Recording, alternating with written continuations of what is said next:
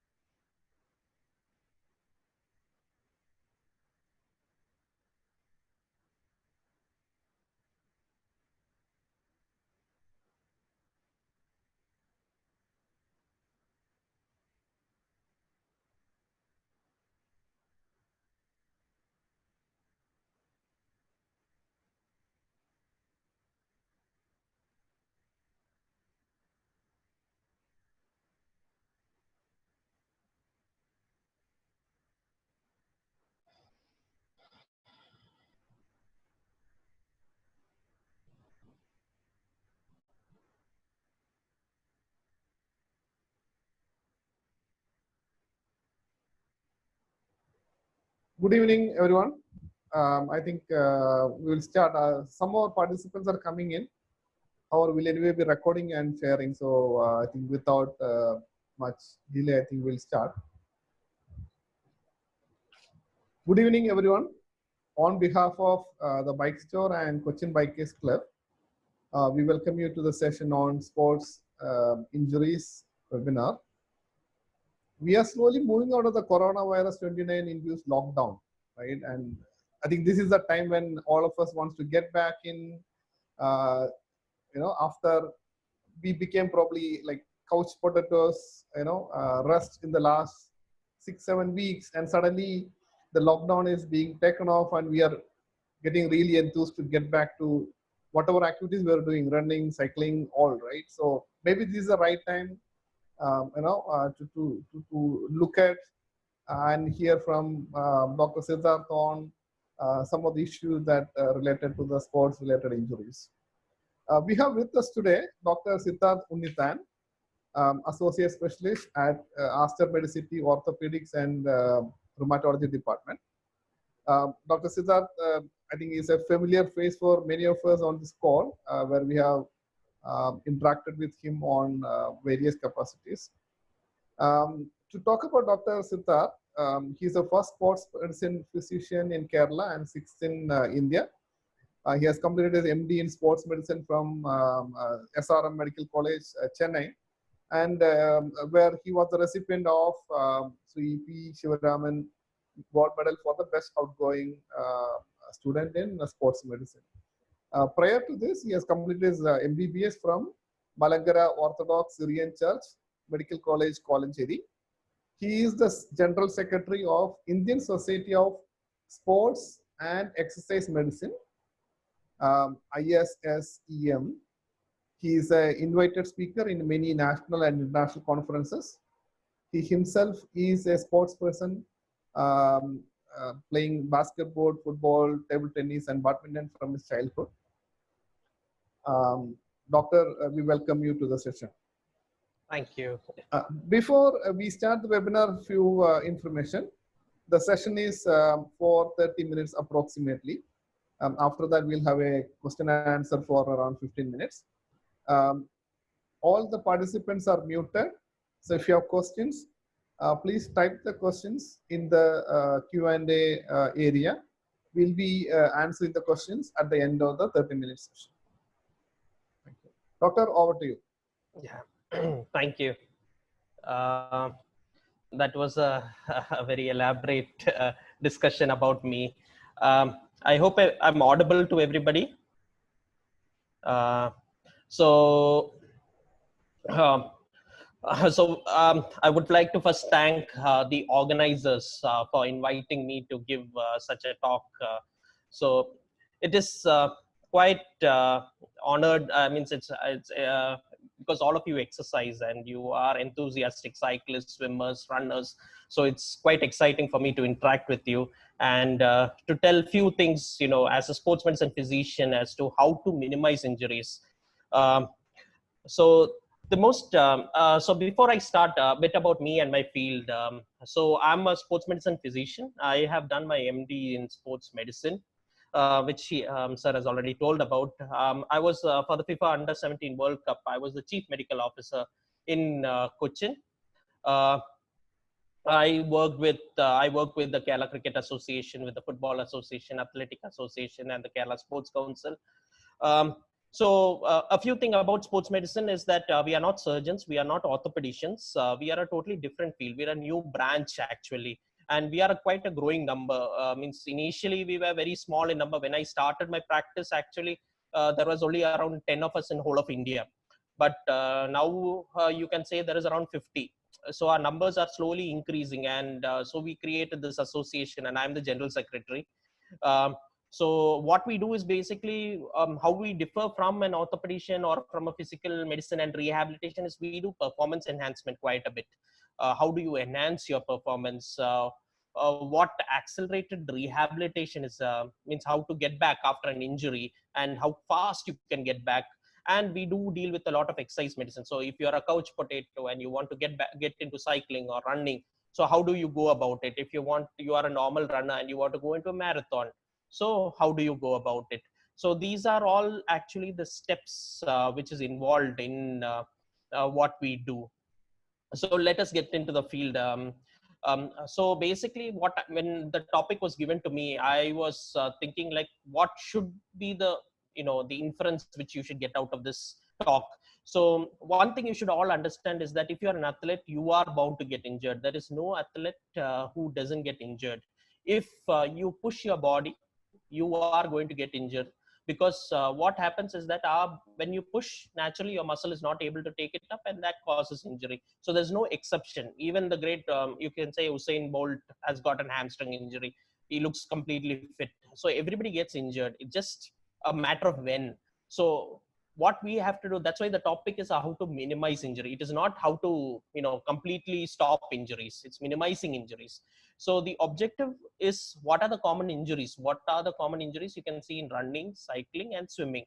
Uh, where do we go wrong? Usually, what are the steps what we go wrong in, and that's how the injuries occur. And what steps can be taken? So these three simple questions is what I'm going to go about. And from this, I hope to make you introspect your exercise and how you can improve them, so that you can minimize your injuries and you can improve yourself, so that you can go to the next level. So let's start with running. The most common injury, usually running is always lower limb. Upper limb is very rare unless you do something. The running common injuries are usually patellofemoral syndrome. That is basically a knee pain, basically. So usually around the knee, the pain, osteoarthritis changes, cartilage damage, all of that has been put into one syndrome. So that's called as patellofemoral syndrome. Then IT band syndrome, runners who don't stretch quite a bit, they are IT band, which is the side band. So that gets very tight. So that can also cause quite a bit of injury. Then plantar fasciitis is usually when the calf becomes very tight. So when the calf becomes very tight, what happens is your plantar fascia becomes tight, and that can cause inflammation, and that is one of the most commonest pain. Then shin splints, a new runner who has never ran, or you brought in new shoes, or you have after a long time you're running or you're pushing yourself, what happens is that your muscle is not able to take up the load, so the stress occurs onto the bone, and that is what is shin splints basically. Then Achilles tendonitis, I don't think I need to explain much about it, because I think you have heard of it quite a bit. So basically your Achilles tendon is a small tendon, it's a long tendon which is behind on your heel, and that can get inflamed. So that can also cause, and your patellar tendinopathy, that is basically the most common, which is seen in runners especially. So your patellar, if you don't stretch your quadriceps muscle quite a bit, you will notice that there is going to be pain on your knee. So if you have understood quite a bit, you have understood that most of the injuries are mainly because of lack of stretching. Means strengthening is important, but stretching is one factor which is lacking, which causes injuries in running. Now, what are in cycling? Because we have got a good number of cyclists here. The most common is back pain usually. Sorry.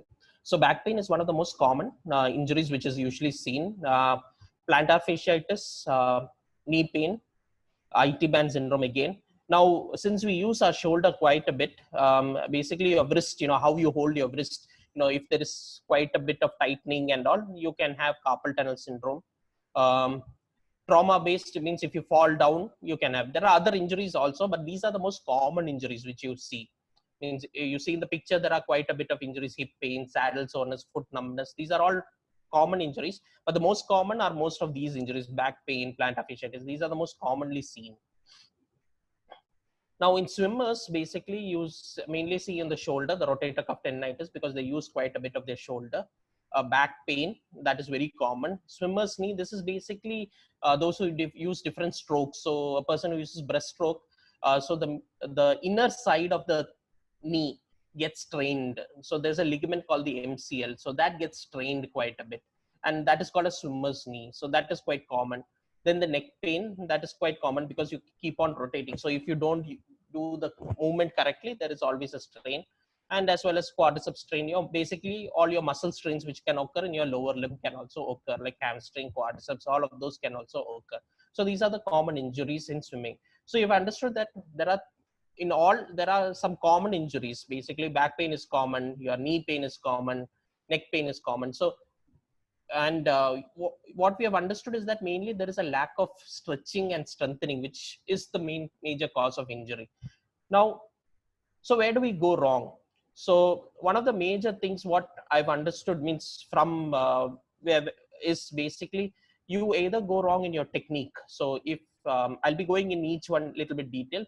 It's usually technique, your faulty equipment, you have not used the proper equipment, you overstrain yourself, you push yourself, there's a lack of training, there's improper nutrition. Okay, so you're not eating properly, your diet is poor, and psychological causes, your mindset is not right. So all of these is what is causes injuries usually, out of which overstrain is very common. I'm not going to go in detail about it, but the others it's very understandable. So let's go with technique. Usually runners, they have a proper technique. Each person has their own technique. See, it's very easy for us to tell that this is the right technique, but each runner has its own innate style. And to correct that style, we can correct it to a limit only, because it's very difficult to correct totally a style, because you have grown with that type of run. So but there are certain running techniques which can cause injury. So something like heel strike running, like if you can see the picture in this, the girl is she's loading on her heel. So what happens is that the force which is generated onto the body is almost 2 to 3 times the body weight. Now, when you do this repeatedly, what happens is that there is going to be wear and tear, and that is what is going to cause injuries. So in runners, this is one of the most common type of injuries. In cycling, usually it is the positioning. So if you are not positioned properly, so say for example, if you are a little bit high or you are a little bit low seated, so according to that, your injury can change actually. If you're high seated, the injury can occur much more higher. If you're low seated, then there can be injury towards the lower part. So different injuries can occur at different positioning. So that's why you have to get your cycle fitted properly with experts who are out there. So always get your cycle fitted to your height, and please do not change it accordingly. Change along with an expert always. Now this is something interesting because I have interacted with a few cyclists. So I had gone for a conference, international conference recently in Germany. At that time I met few cyclists, and they had a very interesting discussion. So one of their discussion was, where do you focus on when you are cycling? Do you focus when you push down, or or on the dead spot when you pull up, basically? So when you are cycling, not the initial part is always comfortable, but when it goes a little bit later, you always focus somewhere. So which area focus? So many of the cyclists which I means when I was hearing, they were saying that we push down usually. We focus more on there because then the pull-up phase is much more easier. If we do on the pull-up phase, we have a tendency for getting means tired much more faster. Second reason what they told is that why they focus on the push down is because of their muscle. Basically, their glute muscle helps in pushing down much more faster. So that helps a little bit much better. This is their interaction from what I've heard, but I'm quite curious also from what you guys also have to say about it. Swimming, usually improper technique. I've had a number of swimmers who come, kids usually, children who come to me, and most of them have shoulder pain or neck pain, back pain. And most of them, one of the biggest thing which I found out is that their technique is improper. They do not move properly. So that is one of the reasons for injury usually.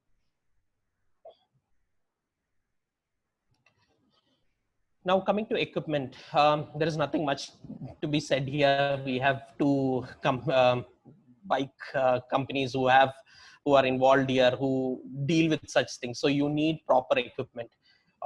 See, it's very easy to say get cheap quality, but the problem is that cheap quality always causes injury. So always get good quality. That prevents injury always. There is a reason why it's good quality. So always look for good quality, and that will prevent injuries. Where proper equipments, wear helmets, wear whatever style you are using, please do. Whatever, say for you're going for swimming, please do wear goggles, cap. So according to what event you're doing, wear the proper equipment for that. That is very important, because improper equipment will cause injury. Now, this is something which I thought that I'll focus a little bit on training, basically. So one of the major thing which I have noticed is that there is always a lack of training in, who from an amateur who tries to go into professional. Everybody knows that for cycling you have to cycle, for swimming you have to swim, and for running to run. That is known throughout. But the problem is that for preventing injuries, you need to do strength training and stretching. So basically resistance training and stretching. So what is strength training? It's basically using weights. So any form of dumbbells or this thing, kettlebell, those are all strength training. Resistance training is using resistance bands, tubes, all of those are resistance training. So, but you need to do some form of resistance training and strengthening. The issue mostly what is seen is that many people just do running or just do cycling. Okay, I'm going to train today. I do cycling like 5 days a week, means out of which 2 days maybe recovery, or running. There is a lack of, and if I ask them what type of strengthening you do, I do my push-ups, I do my body workouts. Yeah, body workouts are good. It's good that you do your body workouts, but you need a form of little bit of resistance training, because what happens is that when you start pushing your body, this resistance training is what is going to push you above the next level, which will help you to cross the threshold. So that is why you need to do some form of strength training. So preferably at least 2 days in a week, or at least one day in a week, you have to do some form of strength training. You focus on any form of, say for example, if you're going to a gym, go to the gym, or home workout, whichever. You just need a set of weights. Keep doing training. Focus on certain areas like your knees, your legs, your upper body. So according to what event you're doing. So that is very important. And this is something which I wanted to go about, is the protocol for any exercise. So any exercise has a protocol actually, and you would be doing some form of this protocol. And usually if I go in detail, if a person comes to me with injury, usually I tell that there is something, what is lacking is one of this protocol is missed out usually. So whenever you go for any form of exercise, say for example, you're going to go for cycling, you do your warm up, which usually lasts for 5 to 10 minutes. Jogging, skipping, don't do cycling. That's important, because warm up is not cycling. You're doing your exercise is your cycling. So you do some form of small warm up, just jumping jacks, simple exercises, whatever gets your heart pumping a little bit. Then you can do some form of stretching. Preferably it's dynamic stretching. So there are two types of stretches: the static stretches and dynamic stretches. So basically dynamic stretches is where you stand and you hold your stretch. Your stretches are held for only 5 seconds. It's not held for very long time here. You're not sitting down, you're moving and doing your stretches. So that is what is dynamic stretches. So you try to stretch your hamstring, you try to stretch your quadriceps, you stretch your upper body, you stretch your back a little bit. So those type 5 seconds, what happens is your body is now warm, your muscles are a little bit flexible and ready to exercise. Now you do your cycling. After that, you have to do your warm down, 5 to 10 seconds. Do not immediately come. Once you finished your, your spot, you have crossed that line, you don't sit down immediately. You have to get your heart rate down. Otherwise, what happens is that is the time when you get cramps or you get muscle aches or you get severe back pain, because, or in some certain cases, if your heart, is pumping very fast and suddenly you sit down, you can even faint. That's why in marathon runners, marathon running, we do not stop the person immediately. We make them walk a little bit at least. So try to just walk for 5 minutes. What happens? Your heart rate will come down. And what happens is, usually why we say that not stop is when you have been running continuously, so blood is flowing.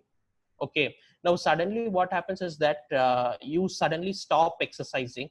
The blood flow from your legs, which has been used till now, is suddenly all of that comes to your heart.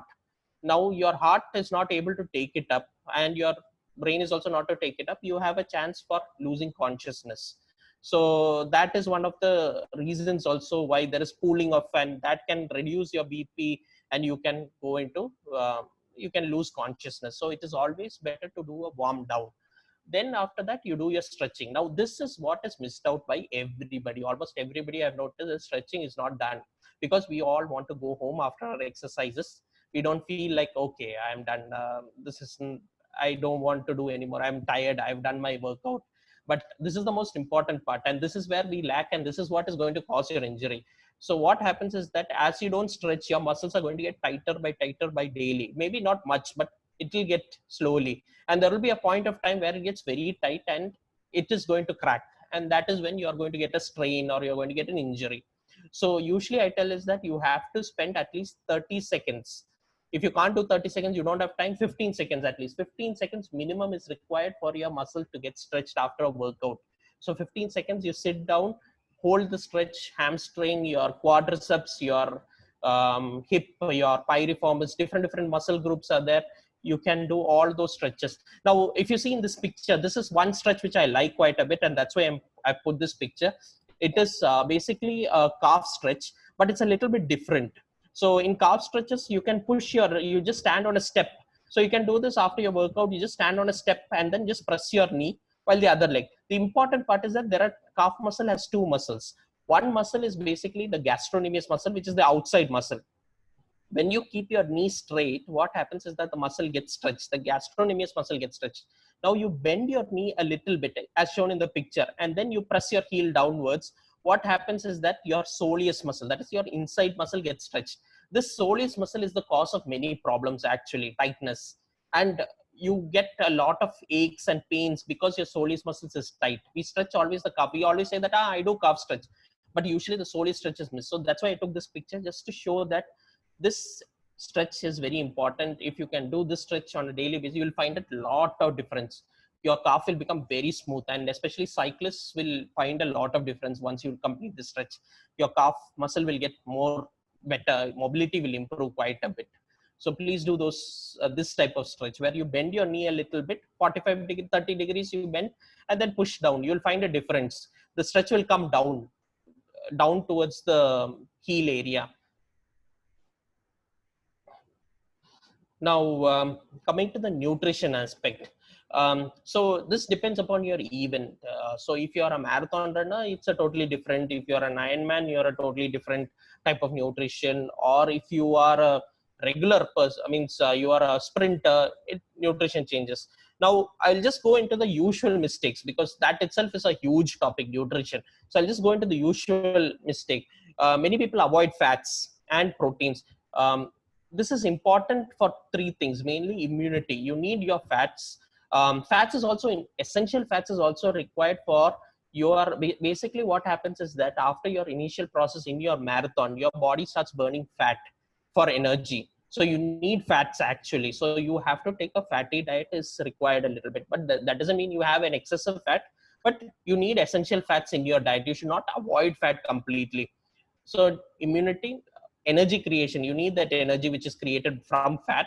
Immunity is also required, and muscle recovery. Without protein, you cannot have muscle recovery. So you need to have some form of protein. So usually all of you guys will be having gel bars or energy bars. So all of that will have. water drinking is ad libitum. Ad libitum means according to whatever is your needed. So try to drink good amount of water, but that doesn't mean you over hydrate yourself. Drink as much as possible. Whenever you're feeling thirsty, drink the adequate amount. Do not restrict your food intake, because what happens is that always calculate the number of calories. So right now there is the low carbohydrate, high fat diet, ketogenic diet. So what happens is that in that case, what your calorie content comes so low that sometimes you can go into chronic energy deficit. So the amount of energy which is required for you to spend is very less. So what happens is that you will get into injury because your muscle is not able to take up the energy. Not to avoid carbs. Why I am against avoiding carbs is that you cannot I have been following quite a lot of athletes, and what I've understood is that marathoners, and very rarely that is out of, if you can say 20 athletes, there will be only some, what you say, one or two athletes who are pure, ketogenic, have been going, but they are going into ketogenic, they're trying it out, but still successful athletes, very few are there. So you need your carbs. You cannot avoid carbs. You have to have your carbs for recovery and faster energy uptake. So definitely carbs is required. So that is it's all still in study. So I would say still go with carbs. Caffeine, good or bad? I would say go for it, because that improves performance up to 1 to 3 milligram per kilogram. So you can have your caffeine. Coffee is quite okay. That helps boost performance. So so if you weigh around 60, around 200 milligrams, you can have almost triathlon and all, they have much more higher caffeine content. They have around some 3000 in certain cases. So it's quite okay. You can have your caffeine. There's not an issue at all. So I thought something interesting, since just talking. So this is a race day nutrition of an Ironman challenge. So basically, breakfast they have around 3 to 4 hours before the start of the competition. They will have oatmeal, peanut butter. If you notice that it contains banana carbs, it contains protein, it contains fats, essential fats with a lot of water, juices. So it contains good amount of carbs with essential fats with protein. Then if you notice that immediately after the breakfast, means even after 1 to 2 hours before the start, they have a snack. It is not that they are starving themselves. Many people starve, they think that, okay, I've had 3 to 4 hours before, I should not have any food. Your body needs energy. So you have a snack 1 to 2 hours, just have a peanut butter sandwich and have a glass of water. That helps. Before swimming, so if you are a triathlon, you have 3 events, right? So before swimming, you can have a glass of water, you can have your energy gel or something like that. While biking, you do have your carbs, you require the carbs. So you don't have any heavy, it means you can have heavy items, but not very heavy. So as you eat, you notice that there is a lot of fluid, there is protein bars, there is carb biscuits, there is quite a bit which they eat. While running, it is comparatively lesser carbs, 40 to 60 grams of carbs, but it is more of gels, drinks, and maybe some energy bar can be eaten also. So this is basically an Ironman challenge, what they have totally. So if you notice, this is how they don't avoid carbs at all. Means there is carbs content, and you require carbs for recovery basically. So that is quite important. That's why one of the reasons why I put this picture also. Coming to psychological causes, one of the most common causes is hesitation. So when we start hesitating, so any type of play, say for example, I play basketball quite a bit, and I like football also. So what happens is that when a person hesitates his movement, so his movement gets restricted, and that can cause injuries also, which when improper technique will occur. So while running also, you are at the end. So for example, you have got another 5 or 10 kilometers left to run, and you're exhausted, but still mentally you're trying to push yourself, but then you have started getting doubts. And that when you start running with improper technique, you're doubting yourself, and that can cause injury. So you have to be mentally prepared. Depression can cause low immunity and can cause infection. In this time of corona, you should not be depressed. It's very difficult to say that, but still, happy thoughts. Avoid the Twitter, avoid bad news, try to look through all good news. So that will help improve your immunity. Um, Over enthusiasm can also cause injuries when you push more than required. You have noticed, the newbie cyclists or newbie runners, they push themselves very fast and then suddenly they are not able to run. It's always the veterans who always manage quite well, and they learn. They with experience they know how much to push, when to push down. So that is also important. Um, Even stress can also, stress to win. You have to win. You are getting sponsored, so potential, runners who have sponsors and all, they want to win. So that time also to show, you have to show results. You've got family, so that can cause also injury. So psychological causes can cause injury. Your mental well-being can also cause is important for your physical well-being. It is interrelated. It's not the other way around also. So always, so usually I tell that through breathing techniques, through mental imagery, these can help you quite a bit. Yoga does help, before competitions, to reduce your anxiety. Deep breaths, all of those techniques can help you. Pranayama breaths, those things and all help, definitely help. So coming to what steps to be taken, this is one of the ending slides. Training needs to include strength and stretching exercises. See, skill, you can learn it up. You have got coaches, you have got your veterans, you've got your seniors, they will help you with your strength. You've got experts who can help you. But these things, usually strength and stretching exercises, you need a proper person who can train you. A good strength and conditioning coach can help you improve your strength actually and improve your level of training. So definitely training needs to include that, and that will minimize your injury quite a bit. I can say around 80 to 90% of injuries is because of lack of strength and stretching in India, especially. Nutrition needs to be adequate. You have to know what you eat. So if you're going to go professional, you need a dietitian's help. You need a professional's help, because on your own you cannot calculate. Means you can do calculate, but still it is always easier to have a professional with you, and that will help you grow also quite a bit.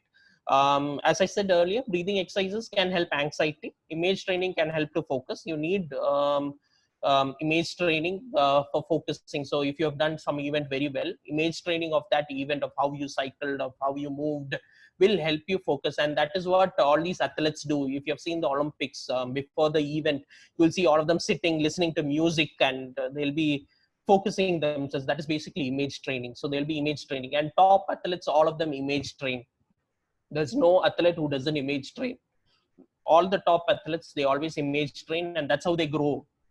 How you focus suddenly, like immediately they may be joking, and then suddenly notice that the competition, they are like fully focused. They are going to kill somebody. That is by image training, and it comes with practice. The more you practice, the more easier it becomes for you to focus. It just takes maybe 1 minute for you to focus. So it comes with training. So practice is also important. Equipment, it needs to be properly maintained. That is, seating for cyclists, seating needs to be adjusted accordingly. That you have experts. So please do follow. Please go to them and get it corrected and get it maintained properly. Technique is a never-ending process which evolves with us. As you start running, or as you start cycling, or as you start swimming, you will notice that your technique is changing. You will start improving quite a bit. That is also quite important.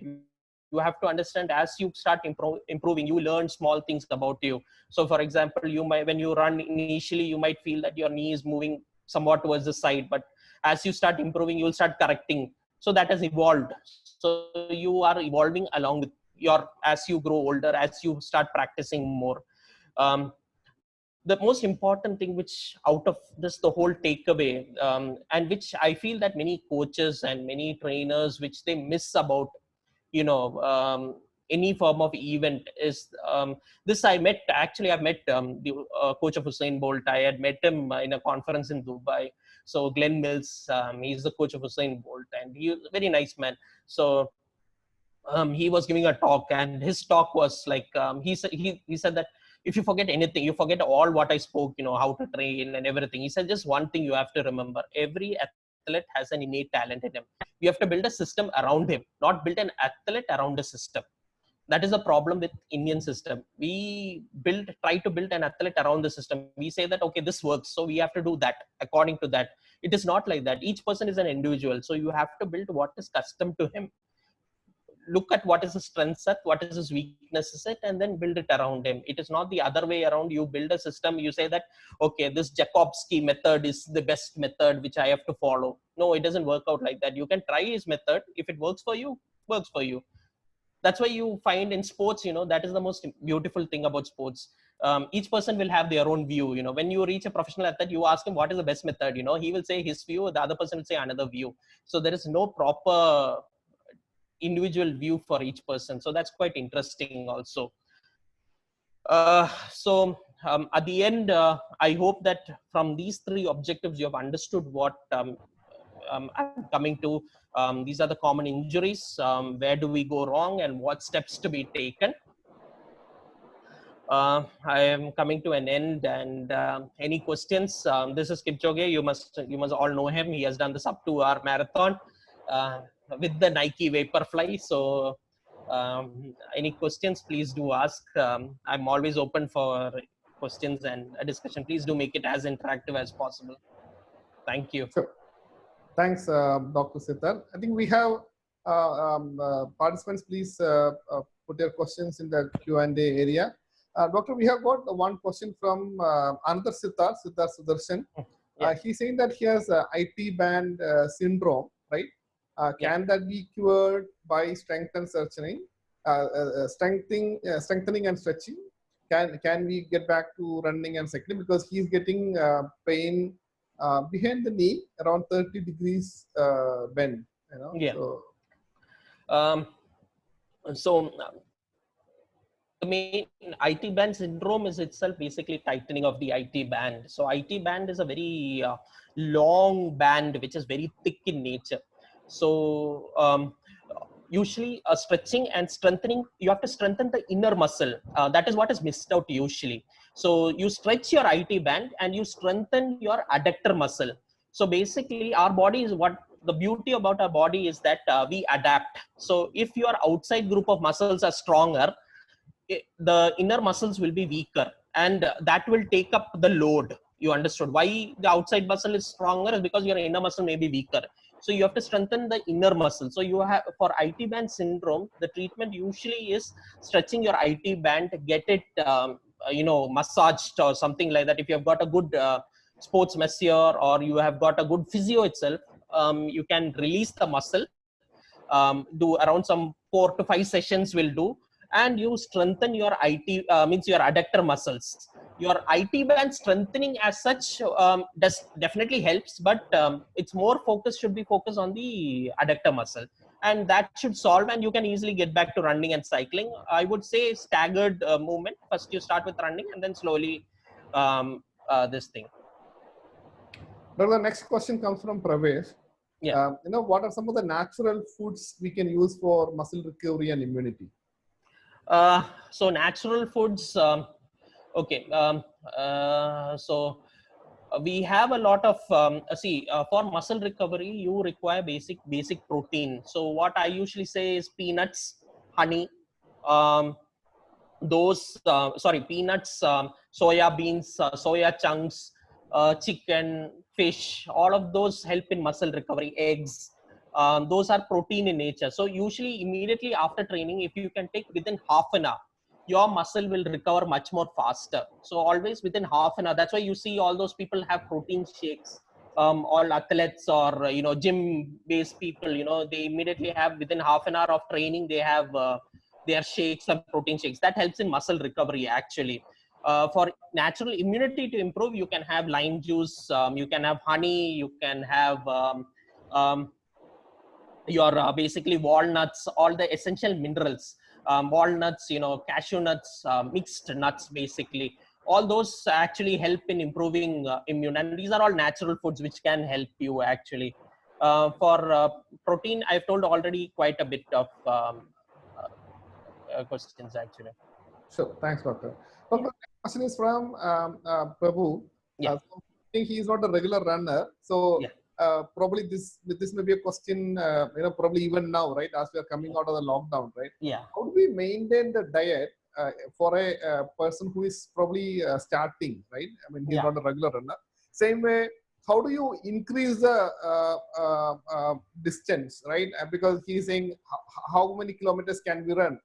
We Yeah. have people who run 42 kilometers every alternate day, kind of, even in Cochin, right? Yeah. But at the same time, there are people who run only 1 or 2 kilometers. So Kilometers. probably, how do we build that? I think I will rephrase that question a bit. I think that's where he's leading to. Okay. So um, for a irregular runner, first thing you have to notice how much you can run. That is the most important thing. If you can run around 1 kilometer, say for example, you are a person who has just run, you can run only 1 kilometer, not more than that. So what you can do is slowly increase your pace slowly. Do not means nobody can run like I've run 1 kilometer for 2 days, the next week I'm going to run for around 5 or 10 kilometers. It's very difficult to increase your stamina that fast. So what you can do is that you can improve your running slowly, weekly wise, by around 1 kilometer or 2 kilometer of how much capacity you can do. At the same time, start strengthening also. That is where the strengthening matters also. So that's how you can increase your kilometers and you can increase your stamina of your muscle to endure longer. So that will help you also.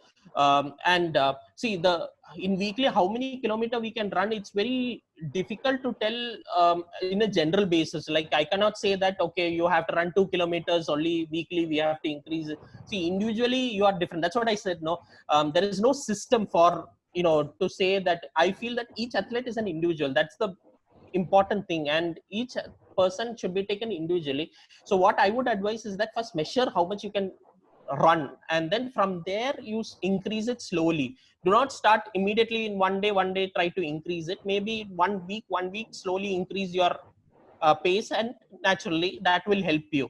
To maintain the diet is it's quite a little bit difficult to answer fully, because there are two things about diet. One is that you have to be mentally focused for dieting. You what you want to achieve with your diet, that is the most important thing. Then say for example you want to lose weight, so then you have to focus on a calorific deficit diet. So that's why there are lots of diets out there: ketogenic diet, paleolithic diet, whatever diet you want you can follow. Balanced diet which is lower. So I would say how to maintain the diet. It's you try to go simple. That's what the most important thing. Do not make it very complicated. Keep it as simple as possible. And you can have your cheat days in between, because if that doesn't mean you have cheat days every every day. To every alternate day I'm having a cheat day. No, once a week may be okay, but try to keep it as normal as possible. Have home food. Those things and all will help you maintain your diet much better. Doctor, probably I add on to this question, right? Because Yeah. I think this is a doubt which many may have. Yeah. Because I think we'll have conflict, because many of us do cycling or running Yeah. to reduce weight, right? Yeah. So Yeah. sometimes these dietary restrictions, Yeah. come or seemingly confusing or conflicting, because at one side, to maintain the proper energy, right? Yeah. We need Yeah. to have a lot of carb food. At the same time, Yeah. many of the diets keep telling you reduce carb, right? So Yeah. sometimes they're conflicting. Any Yeah. thoughts on that? See, right now there are, I mean, since cyclists, I think all the bike store people and the bicycle people can tell that there is calorie counters actually. So you can calculate how much calorie you have burnt while running or while exercising. So what with this calorie count, you can calculate how much calories you require. You understood? So with that, you can go a little bit of this thing. And the important thing which I would like to say is that do not go for checking weight. I'm not a person who likes weight checking. I prefer checking fat percentage more of than weight checking. You can check weight. Where you check weight is to see how much fluid you have lost, to see whether you are losing rapid loss of weight or you are gaining quite a bit of weight. In that case, you can check your weight. But I would go for fat percentage, because that is more important for you to maintain your diet. That helps in maintaining diet and helps in calculating your diet. So how conflict you can reduce is one, go by calorie counter. There are lots of instruments out there who can calculate your calories for how much you cycled or how much you ran, and accordingly create a diet based on that. So that will help you, counter, so that there is no conflict in that area. Sure. Thanks, Dr. Paras has a question on the numbness around the crotch, but I will expand that question probably a bit, right? Yeah. Because many of the cyclists, I don't know about the runners, right? Probably Yeah. even them, right? Yeah. Feel numbness in the crotch area, sometimes on the finger, hand, right, palm, etc. Yeah. Any and are there any are they related to injuries, or there are temporary issues, or are there muscle problems? No, Or is there means solutions? you sometimes usually numbness. If the numbness is just temporary, means if you are getting it like if you're getting it frequently, then I would suggest that either the seating is not right. You have got your bike seat maybe not proper. It could be due to something called means your ischial neuropathy. So basically, you've got a nerve near your crotch area, and that gets compressed because of your cycle seat. So you might have to change your seat, which is much more comfortable for you. So that could be one of the numbness reasons. Similarly, on your wrist and your shoulder, what happens? That's what I said. As you start practicing more, you learn about how the technique is done. So initially, the first time you cycle, you remember how for you cycle. Cyclists will tell me there out there. So the first time you cycled and now how you cycle is totally different. It is your movement is totally different. How you bend is totally different. How you load your shoulder is different. So that is why your numbness changes actually. So your positioning is important. So those things are, if you're a new cyclist, those things are quite common.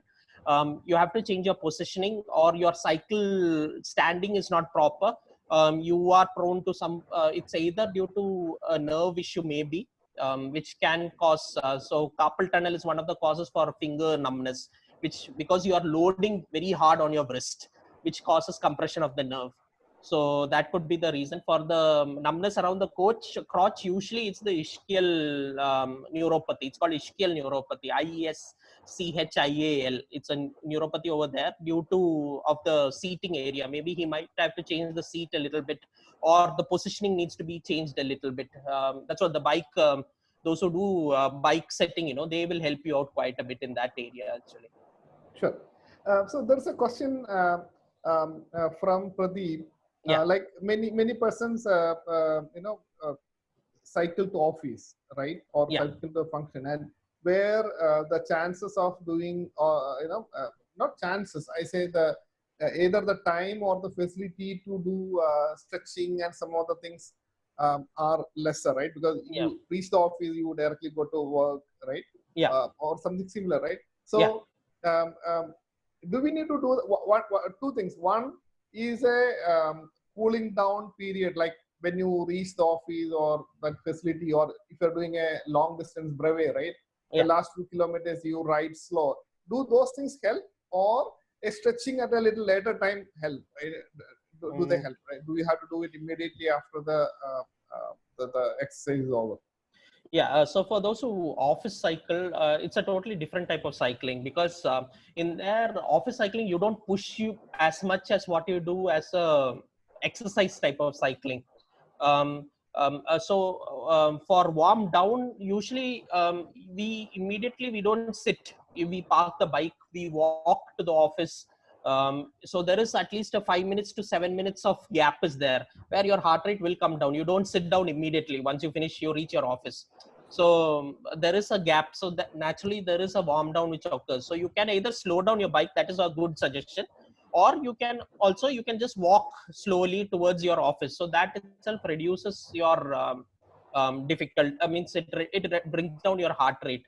For stretching, what you can do is that you can just focus on, maybe a few stretches which you can do on a later part, or you can do immediately. Just once you reach over there, you can just do a stretching. That can also help you quite a bit. um, but it would be preferred if you can do stretching immediately. But if you can't do, say you have got office hours, you have to say go immediately, maybe a little bit later also is quite okay. If your muscles will get relaxed a little bit at least, the Sure, stretching will because count definitely. Pradeep was saying that he goes to office sometimes even at Yeah. 20-30 km/h speed, right, for 1 hour Yeah. or something like that. So I think Yeah. that's the reason he was asking the question. Yeah. Yeah. There are questions on how frequently should, I mean, this is a cycling question. How Yeah. frequently can I cycle? Can I do it daily or should I do alternate days? Or, I assume this is similar to the question that Yeah. was on the running, right? Yeah. Depending on Yeah. your, Yeah. So it depends upon how much effort you are taking. If you are doing heavy cycling, you are doing quite a long run, you need recovery for your muscles. If you are doing just short run cycling, you're just exercising, you can do daily with one recovery day. It depends upon how much you are pushing yourself and how much energy you are expending at the end. probably that depends on what is your objective also, right, doctor? Like if you are, Yeah, you know, definitely. how much you're, yeah. I think there are two questions on the fat percentage, and I think um, getting a weight machine with a fat reader will suffice, I guess, right, to check the fat percentage. Yeah, there are machines out there which checks fat percentage, but those are not very accurate. You have to understand that. The most accurate method is something called DEXA, which you will see in hospitals. Basically, it is used for measuring bone density actually, but that is also used for measuring fat percentage. It has got 99% accuracy. There are machines out there now. There are few machines like InLivin and all, but those are a little bit costly. But the best, there are small machines which at least will give you an idea of how much fat percentage, but you have to consider at least around some 5 to 7% errors in those. So definitely you have to those are the methods. And the other method is that you just come, we do it also by hand. Means I do it sometimes by hand. I measure also the fat percentage and I give it also. So there are different methods out there. The most accurate is, if you want the most accurate, it is something called the DEXA machine, which is available in all hospitals. All hospitals has it. It comes to around 3,000 rupees. Maybe they might charge you 1,500 to 3,000 rupees, depends upon the hospital. And this thing, and you can get your fat percentage. You have to tell them beforehand you are checking fat percentage, not bone density, because most of the people don't know that you can use it for fat percentage. They'll just check a portion. So in this, they will scan the whole thing and they'll tell you how much visceral fat you have, how much adipose tissue you have. You will know exactly what fat percentage you have with that machine. Sure. I think next question is an interesting question because I think probably this will help them in identifying whether are they heading to injury. The Yeah. question is, how do I know whether I am overdoing my workout? Right. I think many times I think ignoring. Yeah. I think you yourself kept in one of the slide about the overstrain. Right. I think Yeah. this Yeah. is related Yeah. to that. Yeah. So overdoing my workout is basically where you are pushing yourself more than normal. It's very easy to say that way, but you should not be having pain. That is the most important thing. Discomfort and pain is totally different.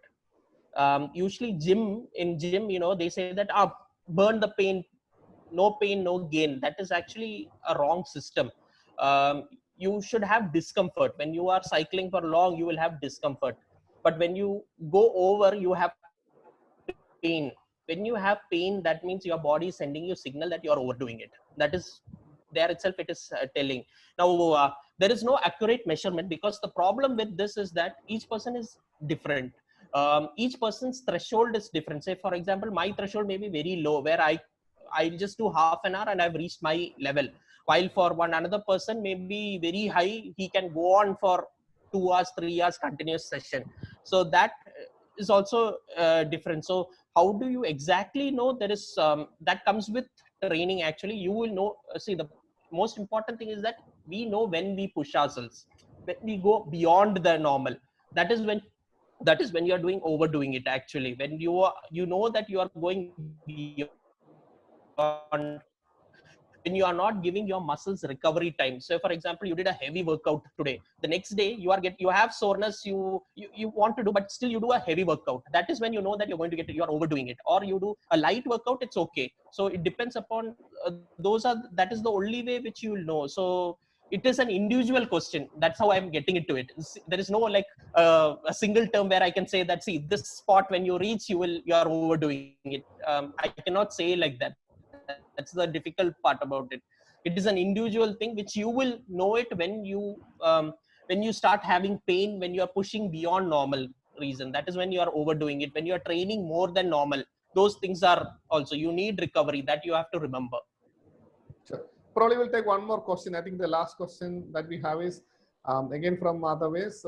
Can I do workouts multiple times a day? Will I injure myself? See, this is it depends upon what type of workout. So, for example, you are doing an endurance workout and a strength workout. There's no harm. Nothing is going to happen. But you are doing 2 endurance workout, yes, you might get injured. It depends upon what type of workout you are doing. So, if you're doing a strength workout, depending upon the intensity. So, there are 3 intensities: high intensity, low intensity, and moderate intensity. So, if you're doing a high intensity interval session, I mean, high intensity training, you say, in the evening, you should be doing a low intensity training, or you should be doing a more of a stretch or a low workout. So it depends upon what type of workout you are doing. You can do twice a day. There's no harm in doing twice a day, but it should not be both should not be very heavy intensity. So that will lead to injury. It depends upon what type. So that you should be planning. You should plan your workout accordingly. Sure. I think we are close to 8 o'clock. I think we have had a good number of questions and answers as well. Yeah. Doctor, thanks a lot for leading the session and answering all the questions. I think everyone got a good idea about what are some of the injuries that we could get and what we need to do. If there are any further questions, please contact the bike mic, and we'll try to answer them separately. This video will again be posting, and we'll try to answer some of those questions at that point of time as well. Doctor, once again, thanks a lot for an interactive session. Walking us through sports injuries. All the participants, thanks a lot for attending and participating effectively and interactively in the session. Thanks a lot. Have a great day. Thank you.